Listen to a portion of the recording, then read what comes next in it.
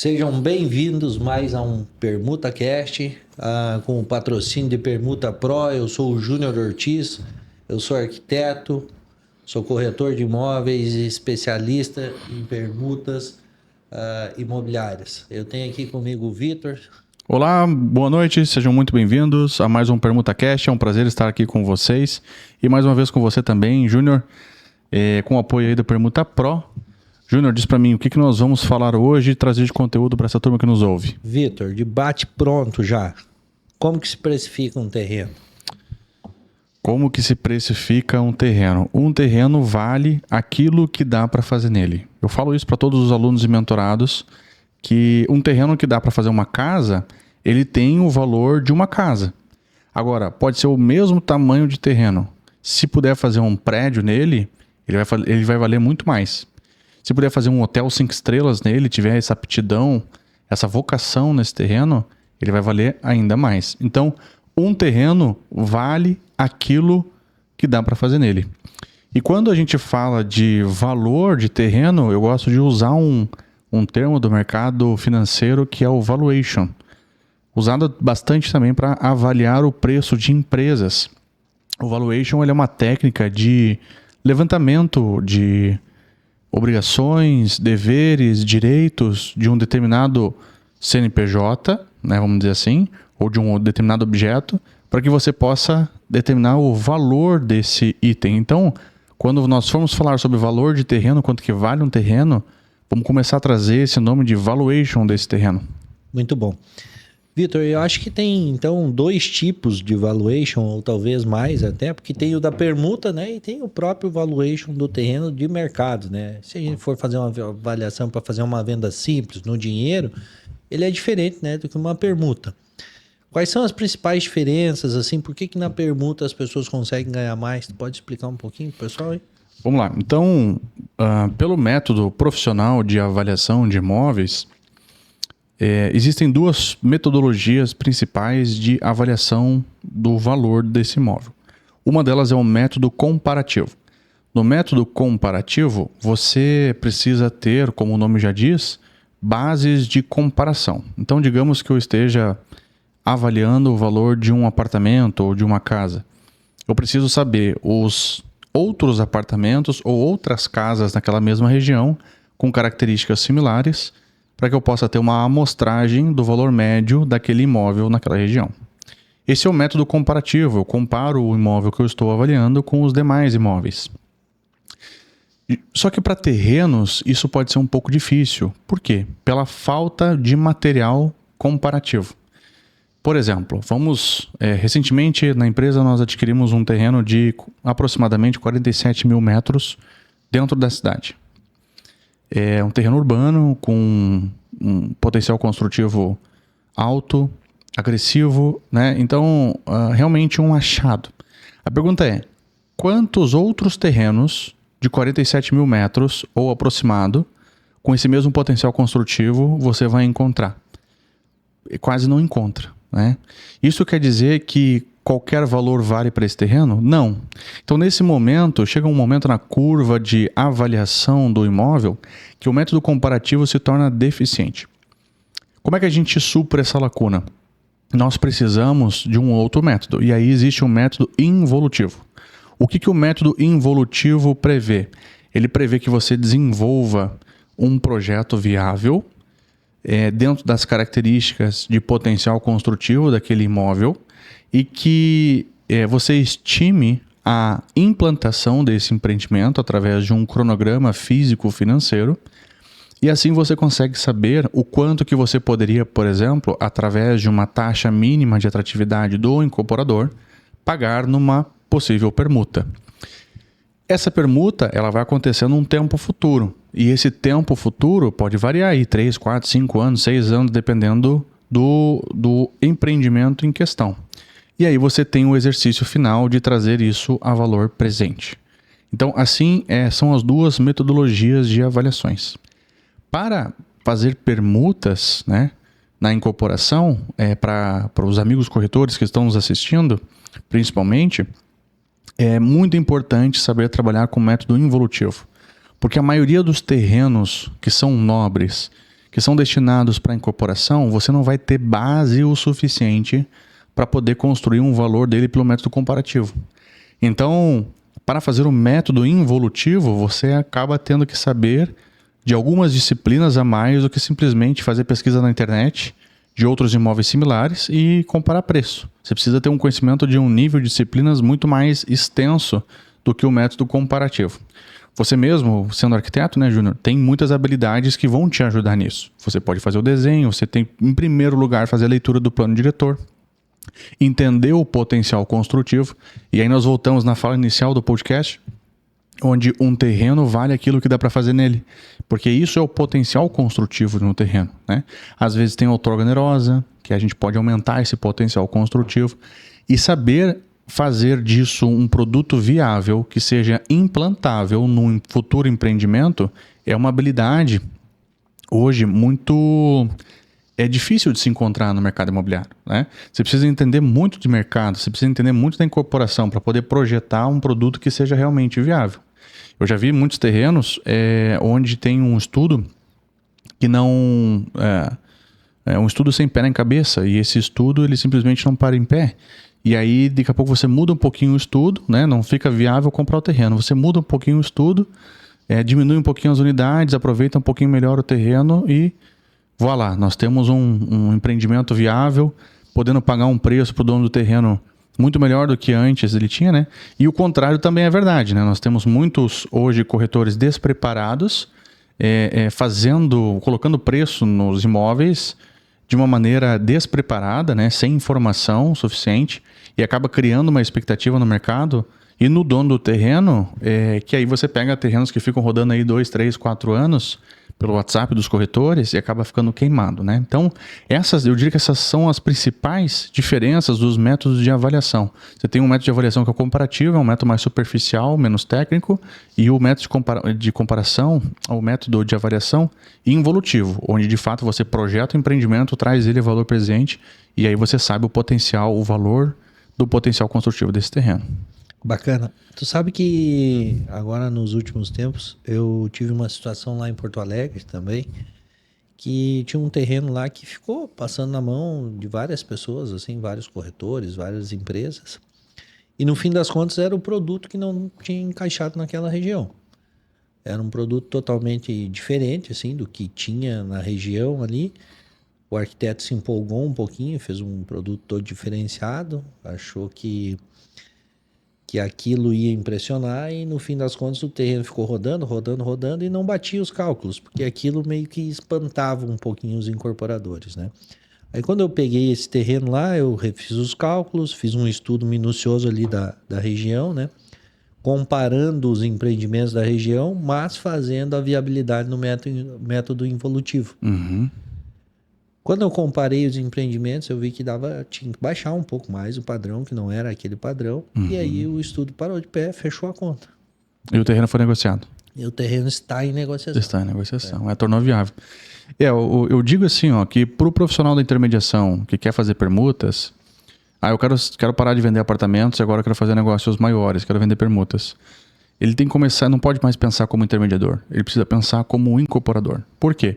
Numa permuta ou na aquisição de um terreno para fazer uma incorporação imobiliária, quem está pagando a conta é o incorporador, em última instância.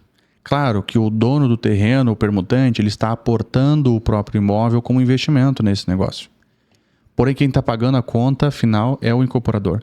Então, se você pensar como o incorporador pensa, você vai estar resolvendo os problemas que o incorporador precisa resolver.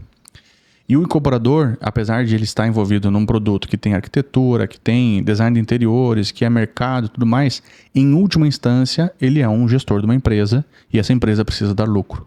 Ou seja, a matemática tem prioridade. Se a matemática não fechar desse empreendimento, se não for um empreendimento rentável, não vale a pena fazer. Ele não vai olhar. Pode ser o projeto mais lindo que seja no PDF. Mas se a matemática não fechar, não vale a pena tocar. Então, partindo do pressuposto, né, eu vejo muitos incorporadores hoje, inclusive, até um pouco travados nisso. Eles preferem fazer o caixotinho, que vai dar tudo certo, perdem um pouco da criatividade na hora de desenvolver um produto, porque acabam pesando a mão um pouquinho mais pro lado de cá, né? Ao invés de Beleza, eu não quero aquele produto que é muito criativo, que é bonito, mas que não fecha a conta. Ok, isso é um extremo. Agora, eu também não preciso ficar naquele caixotinho que fecha a conta e é sempre mais do mesmo, né? Existe um meio termo onde o incorporador ele consegue desenvolver um produto bonito, agradável, que fecha a conta. Pode falar. E eu acho também, né, nessa situação, Vitor, o permutante, assim, não vamos falar a maioria, mas boa parte deles já tem noção disso, né? Eles querem algo bacana no terreno deles. E muitos que eu tenho visto, assim, até estão dispostos a baixar um pouquinho mais a permuta para ter algo melhor, para ter unidades melhores, um empreendimento melhor, com mais qualidade, né? Mas eu vou te dizer assim, ó, vamos botar aí nas últimas 2 semanas, eu devo ter feito pelo menos umas 12 reuniões com dono de terreno, fazendo proposta para eles ou para adquirir o terreno ou para permutar o terreno com eles. E das 12 reuniões que eu fiz, nas 12 eu tive positiva dos donos de terreno. Então, o pessoal lá na minha empresa me chama de encantador de dono de terreno. Por quê? O dono de terreno, ele é um cara que não é um especialista na área imobiliária. Então, quando ele pega um incorporador que é transparente com ele, faz ele se sentir seguro, faz ele criar o sentimento que não está sendo enganado, ele se sente muito confortável para fazer negócio com você. Então, eu, como incorporador, em mesa, eu jogo com planilha aberta. Eu falo, a gente vai fazer uma reunião, porque essa reunião eu vou te pagar, já estou te fazendo a proposta do máximo que eu posso te pagar, e não vou ficar aqui jogando, eu posso te pagar 10 agora, sendo que na verdade eu posso te pagar 15, mas só vou te pagar 12 se tu me pedir. É o meu perfil de negociar e eu não faço isso. E aí, não fazendo isso, eu abro muita transparência para o dono do terreno. Não é a maioria dos incorporadores que faz isso. E eu percebo que o papel do intermediador, como consultor imobiliário realmente, é que ele consiga passar essa transparência para o dono do terreno. E isso faz muita diferença. Porque quando vamos falar do corretor de imóvel, quando o corretor de imóvel vai trabalhar um terreno, a responsabilidade da consultoria imobiliária é dele. O dono do terreno não é necessariamente um cliente do incorporador, é muito mais um cliente do intermediador do que do próprio incorporador. Porque se aquele incorporador não fizer uma boa proposta, você não perde uma negociação. O terreno você ainda detém a confiança dos donos do terreno. E você vai lá trabalhar outro incorporador com ele. Esse elo ele é criado através de muita transparência. Essa transparência só pode ser exercida quando tem muito conhecimento técnico envolvido. Ou seja, eu chego lá com uma informação. O seu terreno é assim, dá para fazer isso aqui custa tanto, vende por tanto, o resultado que o cara vai ter é esse aqui, e para você dá para pagar isso aqui. Tá aqui, cara, é isso aqui que dá para fazer, mais do que mas fulano falou que custa aqui, vale tanto. Não, mas fulano fez isso aqui que eu tô te mostrando? Fez um projeto? Fez método involutivo? Não fez. Eu falei, então tá viajando. Né? É isso aqui que dá para fazer. Aí ele fala, não, beleza, então talvez ele fique triste. No outro dia de manhã ele te liga e fala assim, cara, então, será que tu me consegue trazer uma proposta com esses números que você falou? Ele se sente vinculado a você pelo nível de transparência que você ajudou ele a ter. Né? E aí você não perde essa venda porque ele passa a confiar em você. E aí você pode trabalhar com incorporador A, incorporador B, incorporador C, e a não ser que o incorporador chegue naquilo que realmente dá para fazer, ele não vai se sentir seguro. Então, eu tenho experimentado, assim, nessas dezenas de reuniões com dono de terreno, esse nível de transparência faz sucesso. Esse nível de informação dentro de uma reunião com dono de terreno faz sucesso. Por quê? Ele normalmente, 99% dos casos, ele não é um especialista no mercado imobiliário. E ele quer se sentir seguro. Ele quer alguém que passe informações técnicas para ele. Vitor, mas essas informações técnicas são informações que o arquiteto tem que saber. Ou que um gerente financeiro de uma incorporadora tem que saber. Eu acho que não. Eu acho que se você quer trabalhar com permuta, você tem que dominar todas essas áreas, porque isso é crucial para você ter sucesso nessa área. Bacana. Ô Vitor, voltando ali no valuation do terreno, nós sabemos que a gente tem os índices construtivos, né? Tem o aproveitamento máximo e o aproveitamento básico, né? Perfeito. Tem algumas cidades já que o pessoal já se deu conta disso, os permutantes, né? E já querem, diz, cara, eu quero com outorga onerosa, eu quero o aproveitamento máximo. Ou solo criado, em algumas regiões chama um pouquinho diferente, né? Em algumas regiões, esse solo criado, a outorga, é paga pelo dono do terreno, ou é descontada. Por exemplo, já teve uma situação comigo em Barra Velha, de um terreno que eu estava analisando, e a proposta anterior a eu chegar nessa negociação era que os terrenistas pagassem esse solo criado. Um também disse, não, a gente até faz contigo, mas desconta unidades. Como que tu vê esse movimento aí de mercado já dos terrenistas, saber sobre isso e esse valuation que é feito aí do terreno? Ótimo. Eu sempre, de maneira bem prática, sempre abro minhas reuniões falando exatamente sobre isso. Para o pessoal que está em casa e não sabe o que é outorga onerosa ou solo criado, cada terreno tem um coeficiente de aproveitamento, né? Alguns planos diretores não trabalham dessa forma, mas a maioria dos planos diretores trabalham dessa forma. Ele tem um índice que você multiplica pela área do terreno e faz um cálculo, e aí ele tem o coeficiente básico de aproveitamento do terreno, o potencial construtivo básico. Ou seja, digamos que o terreno por si só pode construir 10 pavimentos. Com outorga onerosa, ou seja, se você pagar para a prefeitura uma taxa por metro quadrado, por exemplo, você poderia sair dos 10 pavimentos e construir 15 pavimentos, 16 pavimentos. Depende muito da política, da lei, né, que foi estabelecida em cada zoneamento. E aí, em tese, esse dinheiro a prefeitura usa para fazer melhorias na região. Então, é um sistema, né, um mecanismo de captação de recursos para poder aplicar na melhoria urbana. E quando o dono do terreno chega até mim, ele já vem com essa ideia. Fulano me falou que tem outorga onerosa, né?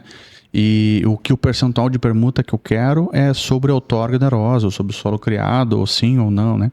Então, como que eu abordo essa questão? Primeiro, o terreno por si só, ele tem um valor. E esse valor é o coeficiente básico. Ponto. A partir daí, se eu quiser aumentar o empreendimento, existe um custo para isso.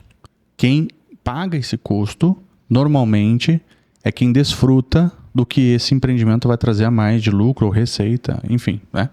Então eu sempre explico isso para mostrar para o permutante que a proposta que eu estou pagando sobre a outorga onerosa é, por exemplo, 10%, mas que isso, quando é comparado ao coeficiente básico, é equivalente a 17%, 18%, dependendo dos casos. E dependendo da conta do empreendimento. Então, essa clareza mostra que a minha proposta ela é uma proposta boa. É uma proposta que, independente do percentual parecer baixa, 10%, 15%, ele olha para o percentual dele no coeficiente do que realmente vale o terreno, sem eu ter que comprar espaço aéreo, vamos dizer assim, e ele se sente mais seguro, mais satisfeito. Agora, o que sai dessa curva, via de regra, assim? Empreendimentos em cidades que são supervalorizadas, como, por exemplo, Balneário Camboriú, Itajaí já está ficando assim, Itapema está ficando assim também, Florianópolis, em alguns casos, é assim também. O que acontece? Os donos de terreno são tão assediados e vale tanto o imóvel dele, sempre tem alguém querendo pagar mais, que o percentual de permuta por padrão, por prática de mercado, já inclui a própria outorga onerosa, mesmo ele não pagando, o proprietário do terreno pagando a outorga onerosa. Então, mas isso é meio difícil disso acontecer, né? Em outras cidades, como o próprio Itajaí hoje, que já vem próximo de Balneário Camboriú, não só próximo, né, de localização, mas em termos de demanda, preço por metro quadrado e tudo mais, a conta já não fecha se você pagar o mesmo percentual sobre a outorga que pagaria num coeficiente básico, né? Então, na visão do incorporador, ele vai fazer essa conta. Em muitos empreendimentos, eu tenho que usar a outorga onerosa para poder viabilizar uma permuta que seja suficiente para o dono do terreno e ainda assim conseguir ter um lucro que seja atrativo para o meu capital. Então, o domínio dessas contas e dessas disciplinas de outorga onerosa, quanto pagar para o dono do terreno e quanto ficar de lucro para a incorporadora, a maioria das vezes fecha negócio em mesa, né? Então, deixar isso muito claro no caso do valuation do terreno é muito importante. Por quê? Porque você vai balizar a expectativa do dono do terreno. Olha, o teu terreno vale o coeficiente básico, ponto. Se tiver outorga onerosa, quem paga é quem desfruta. E aí esse aqui é o coeficiente básico. Então dá pra mostrar aqui, mostra, né, uma edificação lá, 10 pavimentos. Tá, mas e se for com outorga onerosa? Não, dá 15 pavimentos. Mas esses 5 pavimentos a mais é de quem está pagando pela outorga onerosa. No caso, o incorporador. E aí eu sempre faço o exercício de convidar o proprietário do terreno a investir comigo na outorga onerosa. Então tá aqui, ó, vai dar, e mostra o número que vai dar a outorga onerosa. Tá aqui 5, 6 milhões de reais que eu tenho que pagar antes do alvará de obra. Não sai o alvará de obra se eu não pagar a outorga. Não sai incorporação se não tiver o alvará de obra. Então é um capital que sai antes mesmo de fazer a primeira venda do empreendimento.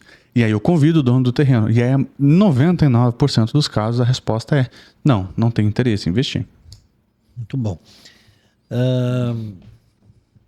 Sobre essa parte aí das aprovações, Vitor, sequências que tem aí, tu falou agora do próprio alvará de obra, né? Registro de incorporação. Muitas pessoas não sabem como é que funciona isso. Os donos de terreno às vezes não sabem quando que eles vão receber as unidades. Tu pode falar um pouquinho sobre isso? O processo de aprovação de projetos, todos os trâmites que percorrem um projeto? Legal. Eu gosto de chamar de rito, né? Porque é um passo a passo que você tem que fazer ali.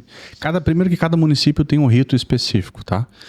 Com suas características individuais. Porém, via de regra, funciona em 3 esferas. A primeira esfera é uma esfera da prefeitura. Aqui você vai aprovar o projeto arquitetônico básico, vamos dizer assim, depois o completo, mas vamos falar para não complicar muito, o projeto arquitetônico. Na segunda esfera, você vai falar do projeto ambiental. É em nível municipal também, tá? E a terceira esfera é cartório. Então, prefeitura, órgão ambiental e cartório. A aprovação do projeto, via de regra, ela vai rodar nesses 3, principalmente, tá? A hora que você faz a aprovação do projeto arquitetônico, você consegue entrar nos projetos complementares. Então, aprovei uma edificação de 100 apartamentos, agora eu preciso saber quantos banheiros no total eu vou ter nessa edificação, porque os banheiros é que vão liberar os efluentes na rede. Então, eu preciso calcular o volume disso. Então, não adianta eu fazer o projeto hidrossanitário antes de ter aprovado o projeto arquitetônico. Então, por isso que se chama rito de aprovação. Mas, via de regra, eu preciso aprovar o projeto arquitetônico, aprovar o projeto ambiental, e aí aqui a gente tem 3 momentos, que é a LAP ou LP em alguns estados, que é a licença prévia ou licença ambiental prévia. Aqui é a licença ambiental prévia, né? Licença ambiental prévia, LAP. Né? No Paraná eles chamam de LP e no Rio Grande do Sul eles chamam de LP também, que é licença prévia. E a segunda licença que vem, após ter a aprovação do projeto arquitetônico, é a licença ambiental de instalação. Então, a licença ambiental prévia, o que ela resolve? Ela diz assim, vou fazer um empreendimento de 100 apartamentos, ponto. A licença ambiental de instalação, ela diz assim, como vou fazer esse empreendimento de 100 apartamentos? Porque ela é de instalação, ela vai ser instalada, né? O empreendimento vai ser instalado. E a última licença, que é a licença ambiental de operação, a LAO ou LO, ela vem ao final do empreendimento, que ela dá o cartão verde para o empreendimento, dizendo assim, pode operar agora. Pode ser empreendimento residencial, ou empreendimento industrial, ou qualquer outro, né? Então, a licença ambiental são essas 3. Licença prévia, licença de instalação e licença de operação depois da obra pronta. Com a licença de instalação em mãos, ou seja, não aconteceu obra ainda, é possível, e o projeto arquitetônico aprovado, mais alguns outros que eu não vou entrar aqui, mas são complementares apenas, você consegue tirar o alvará de obra. Tirou o alvará de obra e retificou a matrícula, tá tudo certinho na parte de cartório, você consegue dar entrada na incorporação. A incorporação é o ato do cartório, ato jurídico, onde você pega uma matrícula mãe e abre ela, né? Esse é o nome do mercado, você abre ela, você cria matrículas filhas, onde você tem a fração ideal instituída em cada uma dessas matrículas. Então, eu tenho uma matrícula mãe de 2.000 metros quadrados e um apartamento, por exemplo, de 200 metros quadrados, que ele tem uma fração ideal desses 2.000 metros quadrados. Então, esse é o rito de licenciamento de um empreendimento imobiliário. Esse prazo, ele costuma durar aí de 12 a 18 meses na maioria dos municípios. Isso, dependendo do município, pode demorar mais, dependendo do município, pode demorar menos. O porte do empreendimento também vai implicar nesse prazo, e o tipo do empreendimento também. Isso serve para empreendimentos residenciais ou comerciais em área consolidada. Eu opero loteamentos também e condomínios e tenho uma experiência de longos prazos com licenciamento ambiental, principalmente. Por quê? Quando você está numa área consolidada, é uma percepção dos técnicos que avaliam esse empreendimento. Agora, quando você está numa área que não é consolidada ainda, que ela tem muita vegetação, principalmente, há muito receio a respeito da ocupação que vai se instalar naquele local. Receio em que sentido? Em segurança jurídica mesmo. De eu autorizar um corte, o técnico, né? Autorizar um corte de vegetação naquele local.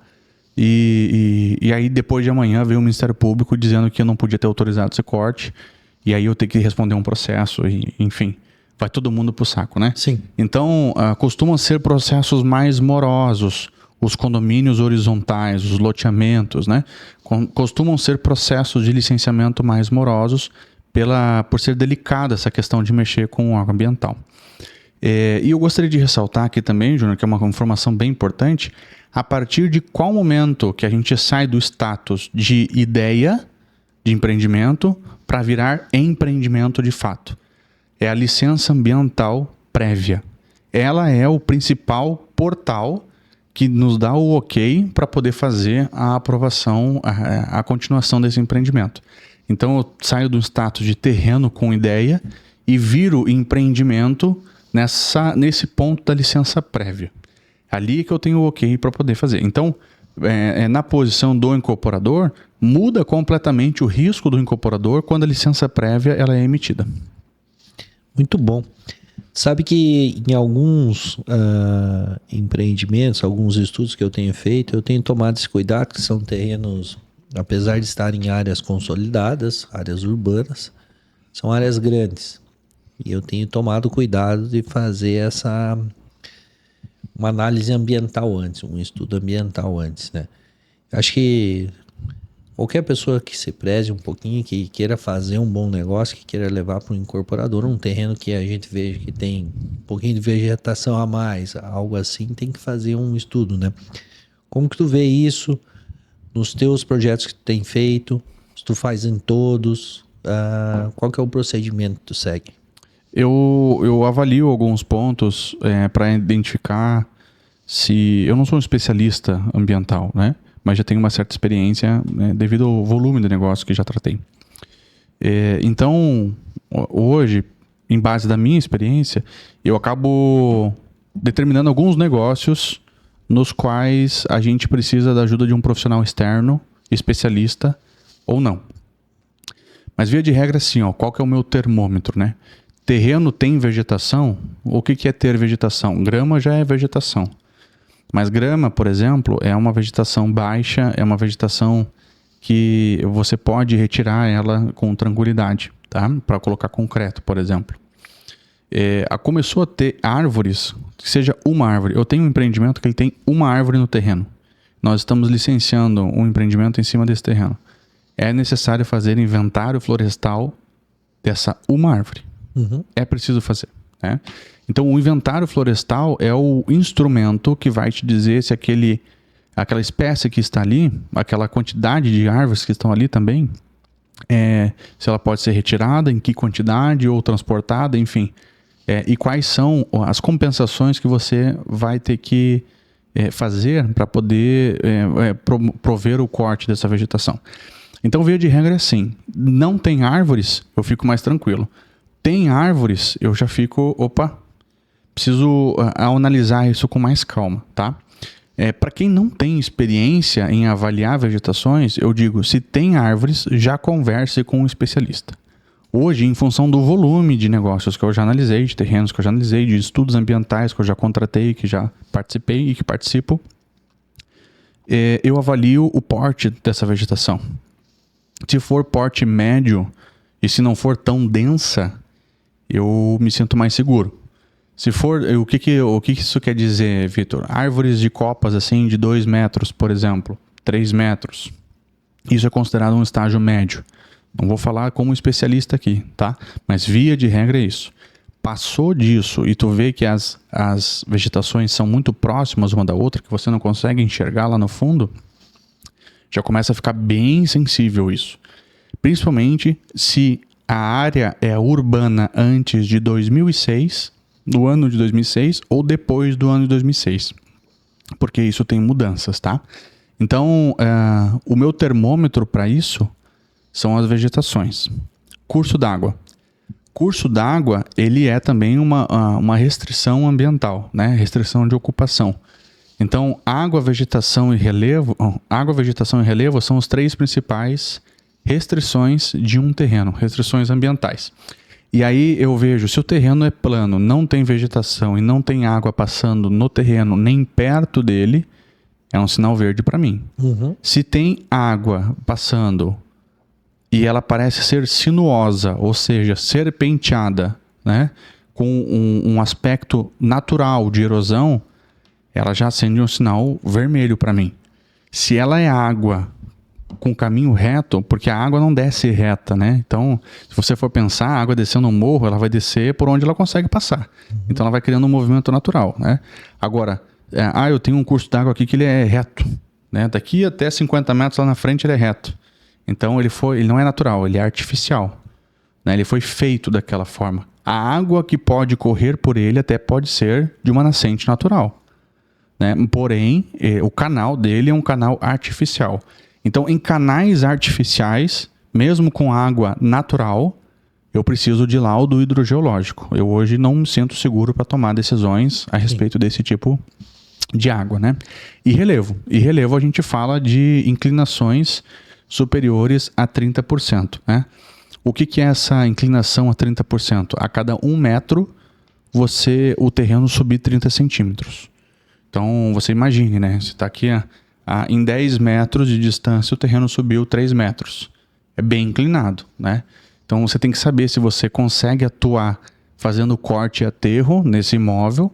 E se ele tiver vegetação em terreno inclinado, aí o buraco é mais embaixo também. Por quê? A vegetação, as raízes da vegetação fazem o trabalho de segurar essa inclinação para que não haja um deslizamento de terra, por exemplo. Então, em terrenos muito inclinados, você não pode retirar essa vegetação. Então, antes de avaliar o imóvel, eu já cansei de receber, Júnior, de corretores de imóveis, terrenos, falam assim, Vitor, achei um terreno que está barato para você, e o terreno é grande, o terreno é lindo, tem uma vista linda e tudo mais. Quando ele fala vista linda, eu já penso, o terreno é alto, vai ter app de topo de morro, vai ter vegetação, vai ter curso d'água, um monte de coisa. Mas o corretor de imóveis, muitas vezes, ele não tem essa noção no primeiro momento, né? Nem o próprio proprietário do terreno, né? Então, e aí ele me manda o terreno, no topo do morro, tá fechado de vegetação, nem para acessar, para poder fazer, né, operacionalmente essa obra já é difícil. E aí o imóvel acaba perdendo muito do valor dele, tá? Então as restrições ambientais são ponto de partida para poder fazer o potencial construtivo de um terreno. Porque as restrições, como o nome já fala, elas vão restringir a ocupação, vão restringir o potencial construtivo e o valor desse terreno vai cair. Muito bom. Eu quero voltar um pouquinho antes ali, Vitor, que nós estávamos falando em percentual de permuta, até era para eu ter te perguntado antes. Em algumas situações aqui em Itajaí mesmo, que é onde a gente mais atua, né? Tem sempre os comentários por aí, é 20% de permuta, ou é 25%. Aqui é 25%. E a gente sabe muito bem que às vezes tem uma rua, um terreno de um lado da rua a gente consegue extrair mais e do outro lado da rua bem menos. Que é o caso aqui da parte norte de Itajaí ali, que tem uma limitação de altura, né? Sim, perfeito. Provavelmente ali a gente não consegue extrair o máximo.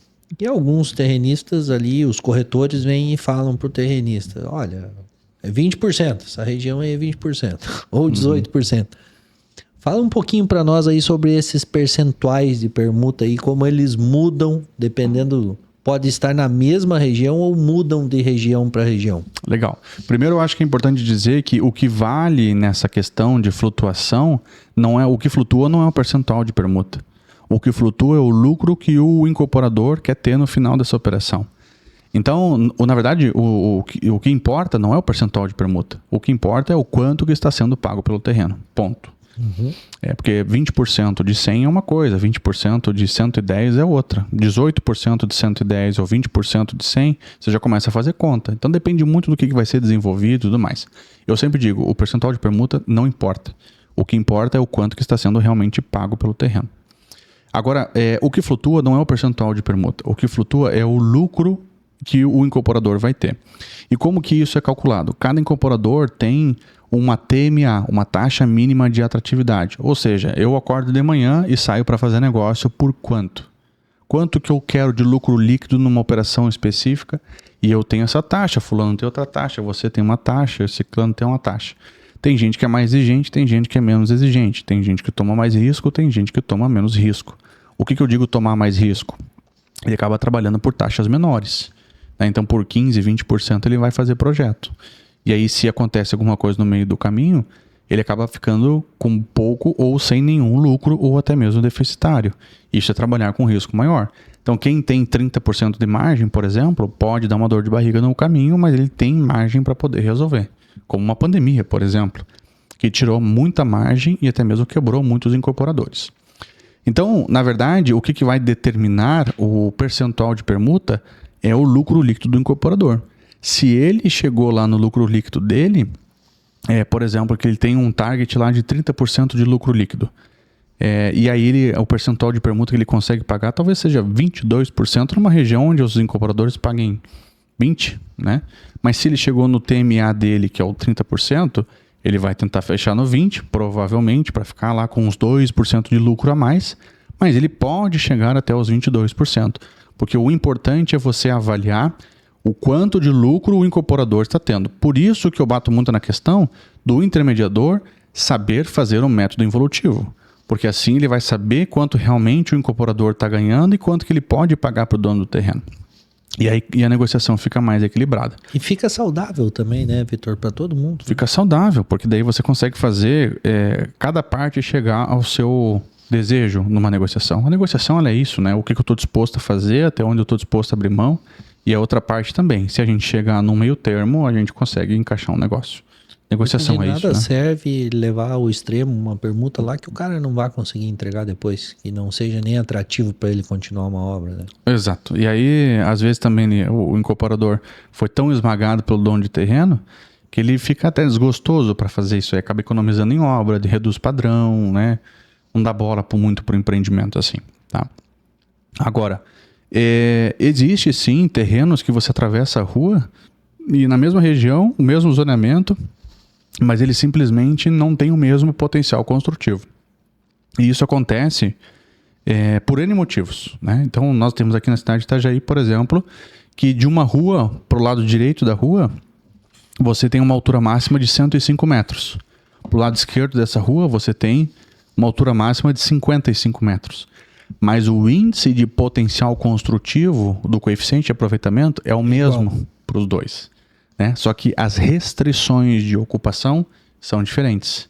E explica isso para um dono de terreno, que quando comprou esse terreno há 30 anos atrás, escolheu do outro lado da rua e não desse. Nós mesmos estamos trabalhando, né, Vitor, em um que de um lado da rua 105 metros de altura, do outro lado 43 metros de altura, com o mesmo zoneamento, porque esse está mais próximo da encosta, né, do morro ali, né? E isso pega um zoneamento de amortecimento, né? Isso. Entre o agressivo e o morro. Então, esse próprio empreendimento, se ele tivesse um pouquinho mais para a direita, por exemplo, a gente teria provavelmente 70%, 80% de VGV a mais nesse empreendimento. Isso. Nós estamos com 4 torres com 12 pavimentos, a gente ficaria com 4 torres de 30 pavimentos, por exemplo. Isso. E também tem terrenos que tem vários zoneamentos, né? Tem terrenos que começa uma ZM3, por exemplo, que chega a 105 metros de altura, depois vai para uma ZTU e depois, que é a Zona de Transição Urbana, né? E depois tem a ZPA, né? Que é a Zona de Proteção Ambiental. e vai diminuindo o coeficiente, né? Nesses casos tem 2 tipos de entendimento, depende muito dos técnicos, tá? Existem técnicos e municípios, né, que abrangem da seguinte forma: o zoneamento que é predominante acaba estendendo por todo o imóvel. Ou então existe aquele que vai até a linha, exatamente. Então aqui é a divisão do zoneamento, até aqui você pode construir X pavimentos, a partir daqui você pode construir Y pavimentos. Por isso que a consulta prévia é um documento legal, que tem força legal, né? Que é feito por qualquer pessoa, na verdade, na prefeitura, e ela vai atestar através de um documento o potencial construtivo que pode ser realizado, exemplificando e mostrando os índices que você vai aplicar a cada uma das situações. E eu indico muito que, além da consulta prévia, caso haja dúvidas, é necessário conversar com a pessoa que expediu essa licença prévia para que você possa tirar dúvidas, porque tem muitas questões de entendimentos que está só na cabeça do técnico, que é uma metodologia interna dentro da prefeitura e que não está expostas na lei. E isso gera duplicidade. Eu tive casos onde já tive prejuízo de 2 pavimentos de apartamentos por não estar bem explícita na lei como que tinha que ser. O meu entendimento, o entendimento do meu arquiteto, o entendimento até do meu concorrente, que eu tive contato com o projeto dele, foi um. Mas o que os técnicos entendiam dentro da prefeitura era outro. E aí quando eu fui conversar com ele, ele falou assim: Vitor, realmente o texto está mal escrito. Mas o nosso entendimento aqui na prefeitura é que o texto está querendo dizer isso, isso, isso. E é somente isso que a gente vai aprovar.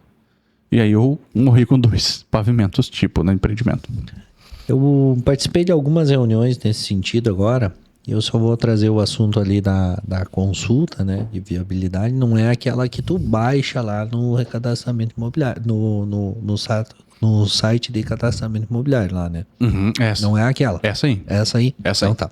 Achei que tinha que pedir uma lá na prefeitura. Não, ou aquela ali serve. Serve. É que alguns municípios, poucos municípios têm isso de forma automatizada. A maioria você tem que pedir na prefeitura ainda. Então tá bom. Falando nisso, eu tive algumas reuniões, né, que tinha uma discordância na própria prefeitura com os técnicos, arquiteto e engenheiro, do que era o índice construtivo. Se a altura contava como índice construtivo. Uhum. Um achava que sim, outro achava que não. E essa parte do terreno aí também, para se sobressair aos outros, por exemplo, se eu tivesse 25% de um zoneamento ali, eu poderia utilizar zoneamento de maior potencial em todo o terreno, sabe? Uhum. Então, como é interessante em terrenos maiores ou que tenha 2 zonas, sempre bater esse papo, além de baixar essa consulta de viabilidade, ir lá e bater um papo com os técnicos da prefeitura para realmente esclarecer isso, né? E além disso, Júnior, eu indico não só para aqueles que estão intermediando permutas, mas principalmente para aqueles que licenciam, né, os empreendimentos, é ter um time de assessores competente.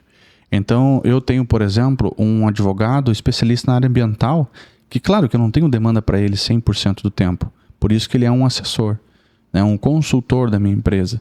Mas tem momentos específicos que ele é a pessoa certa para atuar, para fazer uma defesa sobre um tema com um técnico da área ambiental. Então ele senta na cadeira do técnico ambiental, né, lá em conjunto, eles dois, o técnico ambiental já conhece ele, já sabe que a discussão vai ser num nível diferente, né, sobre segurança jurídica, a respeito daquele tema, entendimento da lei, do parágrafo e tudo mais. Então, provavelmente esse não é a mesma pessoa que discutiria sobre zoneamento, que é um tema de prefeitura. Então, órgão ambiental é uma coisa, zoneamento é outra. Então, ter um time técnico, né, na parte de águas, principalmente, um geólogo que faz um laudo hidrossanitário, né? Então, é importante você... hidrossanitário não, hidrogeológico, né? É importante você ter um time de profissionais que vai te ajudar a fazer isso acontecer da melhor forma. Daí você tem um licenciamento que ele vai acontecendo de uma maneira mais segura, mais segurança jurídica, porque, via de regra, o problema do nosso país hoje é isso, né? A maioria dos incorporadores, por que eles ficam tão receosos, às vezes, em avançar em alguns negócios?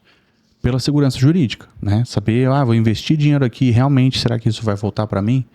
Porque a segurança jurídica é uma coisa que traz muito receio, assim, para qualquer tipo de empreendedor, né? Até porque quem interpreta, né, tem várias visões do interpretador, né? Dependendo do ponto de vista que tu olha, tem um formato. Dependendo do ponto de vista que tu olha, tem outro. Tem outro formato. Acontece que tem que saber qual lado da mesa que você tá. Você tá no lado que tá pagando a conta ou no lado que tá só avaliando, né? Então, por mais... beleza, a interpretação aqui é livre. Ótimo, tá? Mas e quem é que vai ser responsabilizado por causa dessa interpretação? Normalmente costuma ser o incorporador. Bacana. Ô Vitor, vamos falar um pouquinho agora de um assunto, já que hoje nós estamos tratando bastante da parte técnica, do custo de construção. Ok. Custo de construção, a gente sabe que numa análise aí a gente pode utilizar o CUB, né?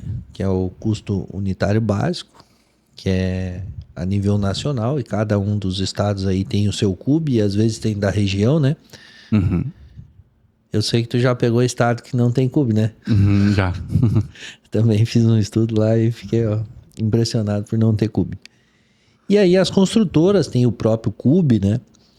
E sempre fica um detalhe assim, opa, mas esse CUB aí não engloba tudo, esse engloba.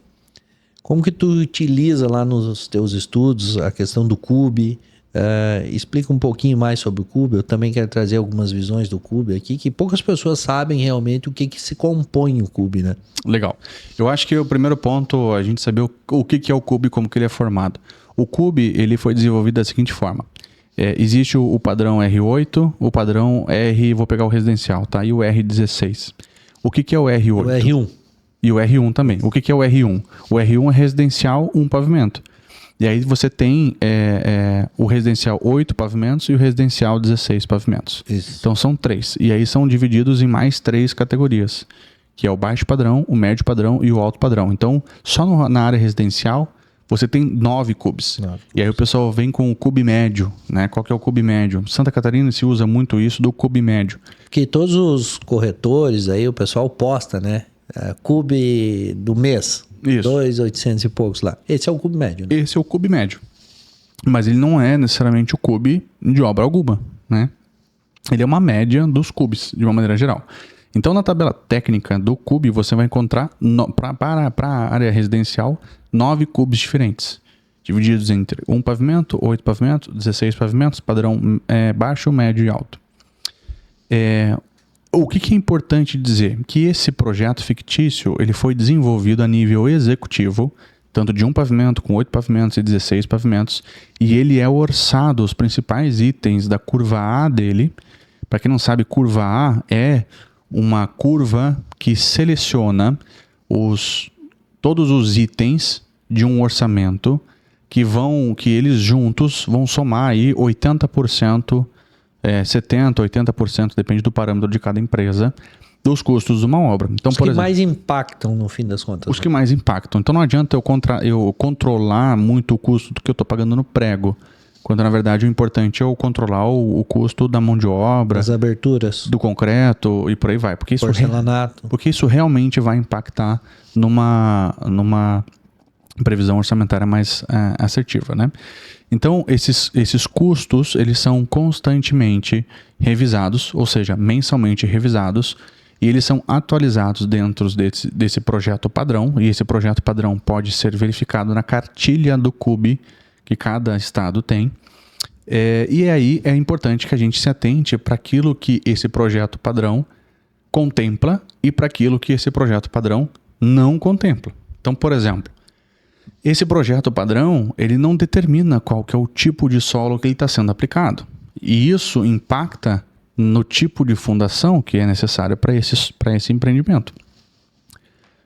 Então, a fundação ela é um item que não está orçado dentro do CUB. Os elevadores... Porque existem vários tipos, né? Existem vários tipos. Cada empreendimento, cada solo tem uma solução específica para ele e isso tem que ser orçado à parte. Não pode ser considerado como algo padrão. Né? Então, o concreto é algo padrão. O mesmo concreto que vai aqui, vai ali. Agora, a fundação que vai ali não é necessariamente a fundação que vai aqui. Então, a fundação é um item... itens especiais de obras como tirantes, submuramentos, subsolos, esses itens não estão também. Instalações de ar-condicionado. Instalação de ar-condicionado não está. Decoração de ambientes de lazer, de hall de entrada, por exemplo. Isso não está, nada disso está dentro da conta do CUB. Então hoje como que a gente trabalha? Ao mesmo tempo, Júnior, existe o custo equivalente. Então, por exemplo, para eu fazer uma área privativa, ela é mais cara do que fazer uma área de garagem. Porque normalmente eu não coloco tantos acabamentos numa área de garagem quanto eu coloco na área privativa.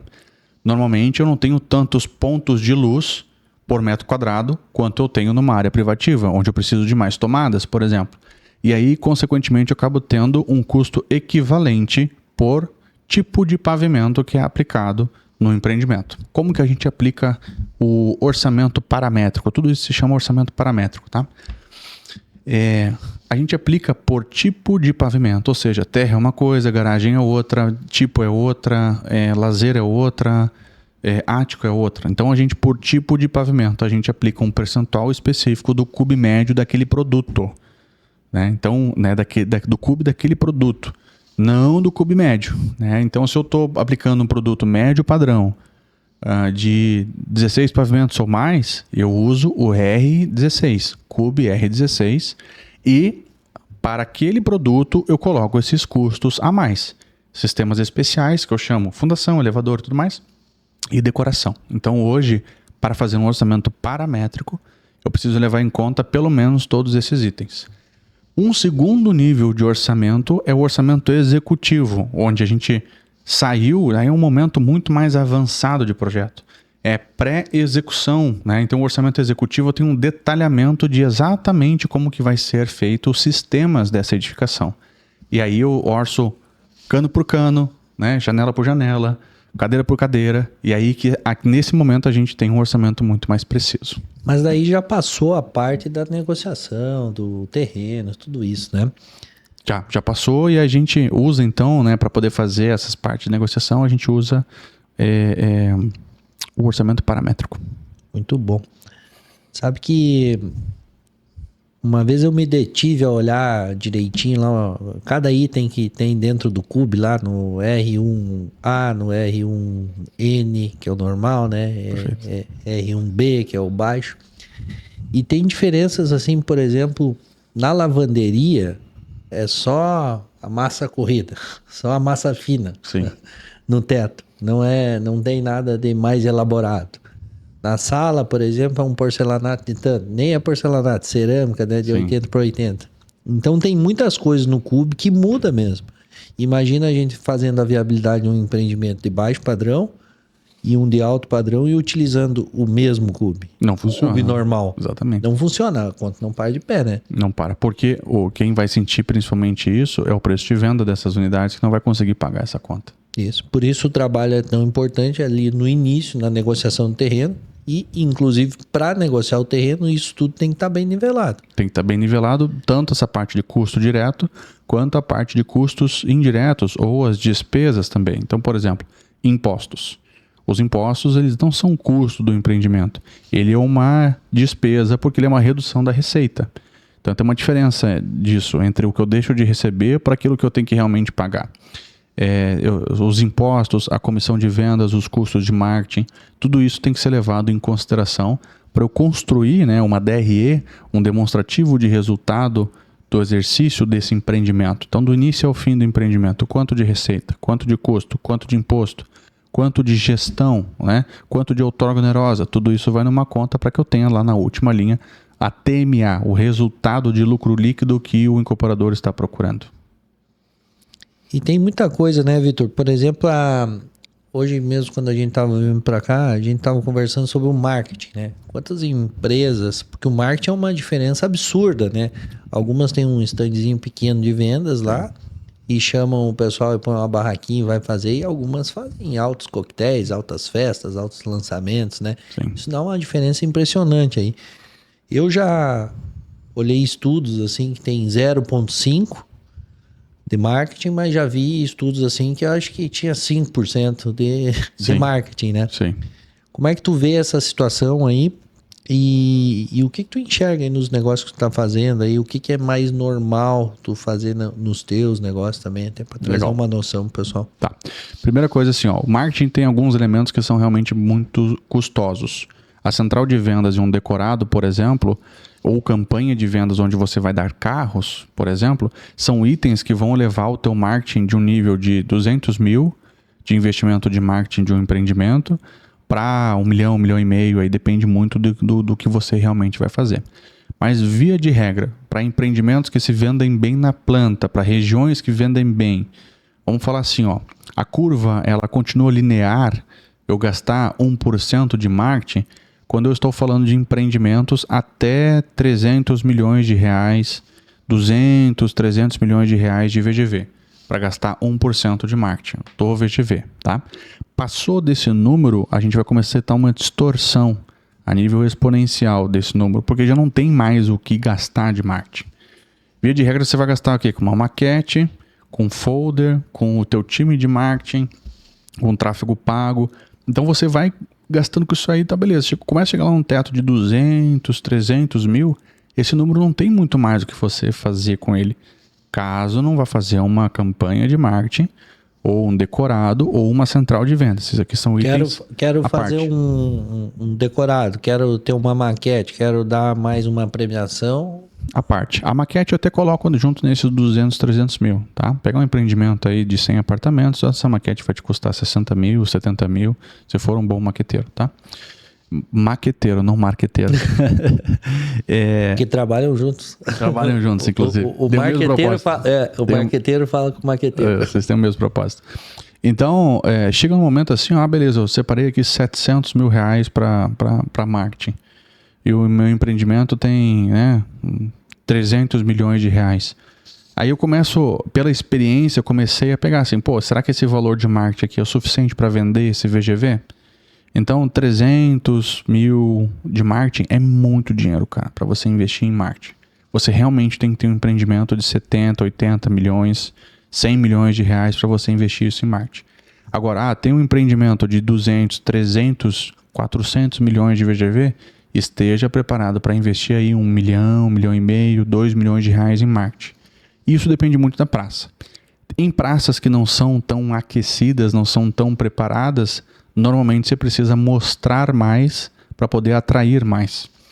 A praça sozinha não se vende, o mercado sozinho não tem essa atração. Nessas praças, normalmente você tem um investimento de marketing maior. Então, ele é uma questão de equilíbrio entre praça, produto e tamanho do produto. E aí sim você vai conseguir balizar isso, o percentual de VGV. Quais números que eu já vi? 0,5% ser o suficiente. Já vi empreendimentos com menos, mas é empreendimentos pequenos e o trabalho de marketing não fica uma coisa que eu faria, por exemplo, não fica tão bom. 0,5% quando empreendimentos muito grandes, e aí acaba distorcendo o valor do VGV, mas também já vi empreendimentos da Cirela, por exemplo, muito grandes, com investimento de 4% em marketing, ou seja, era um absurdo, assim, era 30, 40 milhões de reais em marketing, mas justamente para trazer muita atração de venda para esse empreendimento. E também a grande maioria dos empreendimentos aí acaba separando entre 0,5% e 1% do VGV para poder fazer esse investimento em marketing. Recentemente eu conversei com um diretor de uma incorporadora aí que ele me falou, eu não sei o tamanho do empreendimento porque ele não me abriu, mas que está reservado 15 milhões em marketing para esse empreendimento. Isso. Provavelmente vai ser algo grande, né? Vamos colocar aí pelo menos, se for de 300 milhões, está falando de 5%. Então, 5% realmente é muito alto, né? Essa verba de marketing. Então, provavelmente é um empreendimento aí com mais de 500 milhões de reais de VGV. E aí eu vou te dizer assim, 15 milhões é muito dinheiro para vender 500 milhões? Na minha opinião, é. Eu acho muito dinheiro para vender 500 milhões de reais, eu acho que 15 milhões é muito dinheiro. Que tem aquele negócio que a gente sempre fala de fechar a conta, né? Exato. Mas, Vitor, estamos finalizando aqui, né? Mais mais um episódio, nosso segundo episódio do PermutaCast, né? Sim. Queria que tu falasse um pouquinho do Permuta Pro aí para nós encerrar e se despedisse aí do pessoal. Legal. Primeiro eu quero agradecer mais uma vez a oportunidade, é um prazer poder compartilhar conhecimento aqui, com o objetivo de fazer com que o mercado consiga fechar mais e melhores permutas. E nesse sentido também que a Permuta Pro, ela existe. Né? Você já imaginou, Júnior, se você tivesse 2 especialistas te ajudando no início da tua carreira, quando você, né, como teus parceiros estando ali com você, talvez até mesmo os teus sócios estando com você, pegando na tua mão, te ensinando os caminhos para que você não precisasse bater cabeça, né, fazendo permutas com incorporadoras? É para isso que a Permuta Pro ela existe, para que eu e você, Júnior, possamos estar com você que está nos assistindo, fazendo esses negócios com você, pegando na sua mão, avaliando os negócios com você e com a nossa equipe que avalia os nossos empreendimentos, que tem a experiência dos nossos empreendimentos, avaliando os seus empreendimentos também. Então a Permuta Pro ela tem, aguarde, né? A Permuta Pro ela tem um propósito de colocar nós, que já temos muitas lições aprendidas, já apanhamos o que você não precisa apanhar, para que a gente possa estar do seu lado te ajudando a fazer bons negócios. Muito obrigado, Vitor. Obrigado, Até a boa próxima. noite.